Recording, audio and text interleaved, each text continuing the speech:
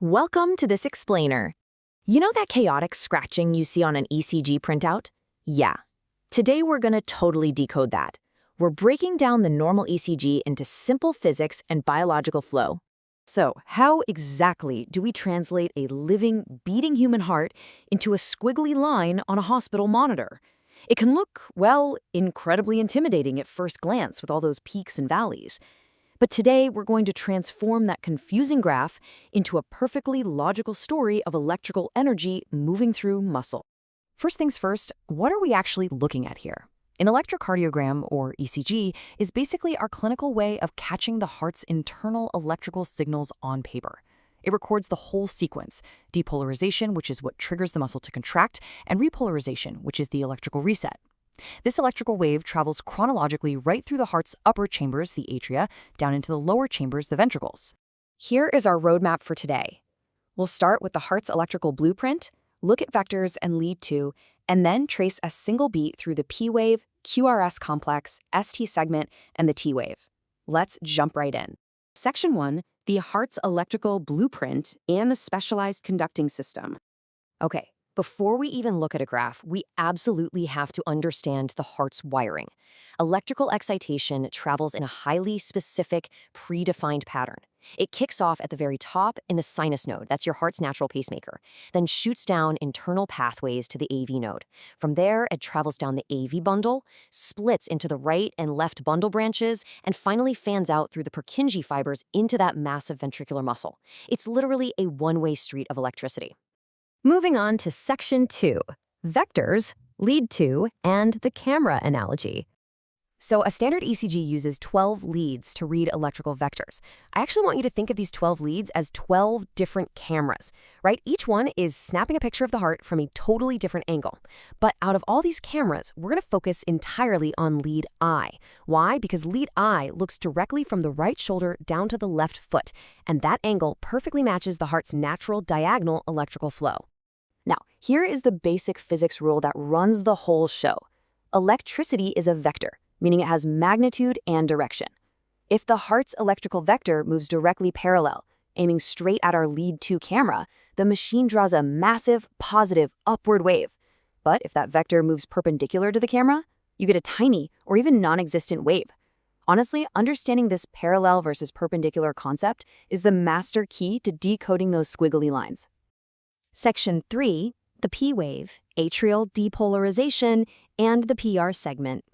All right, with our camera perfectly set up, let's track the very first spark of a heartbeat. First, the SA node fires off a spontaneous signal. That electricity sweeps across the upper chambers, the atria, causing them to depolarize. Since this is a relatively small wave of electricity moving towards our lead 2 camera, it draws the first little upward bump, the P wave. Then, the signal hits a critical delay at the AV node, which gives us a flat, quiet line called the PR segment. And you know, that delay at the AV node is absolutely crucial. Think of it like a strict toll booth. Because the atria and ventricles are separated by non-conductive tissue, the AV node is literally the only way down. Holding that electrical signal for just a fraction of a second gives the atria time to physically squeeze their blood down into the ventricles before those main lower pumps fire. It's an incredible biological design. Section 4, the QRS complex and ventricular depolarization. Now for the most dramatic part of the reading. Once the electricity finally clears that AV node toll booth, it shoots rapidly down the bundle branches, plunging deep into the large muscular ventricles. This sudden, massive surge of electricity, the ventricular depolarization, is what creates that incredibly sharp, complex signature you always see on the graph. So why does the QRS complex look quite so extreme? Well, notice that the R wave, that huge upward spike, is the tallest peak on the entire ECG. Let's go back to our physics rule for a second. The ventricles have the most muscle mass, which creates a huge electrical vector. And because this massive surge is aiming directly from top right to bottom left, it's moving almost perfectly parallel to our lead 2 camera. Massive energy plus a parallel angle equals a massive upward wave. Section 5. The ST segment, or the crucial pause. Right after that massive spike, we hit the ST segment. This is the flat line, measured right from the end of the QRS complex to the start of the T wave. Conceptually, this represents the exact moment when the ventricles are fully contracted, forcefully squeezing blood out to the rest of the body. But, and this is key, they haven't quite started their electrical reset yet. And this little flat line? It's exactly why ER doctors watch monitors so closely. A normal ST segment should be perfectly flat on the baseline, an isoelectric line indicating a healthy pause.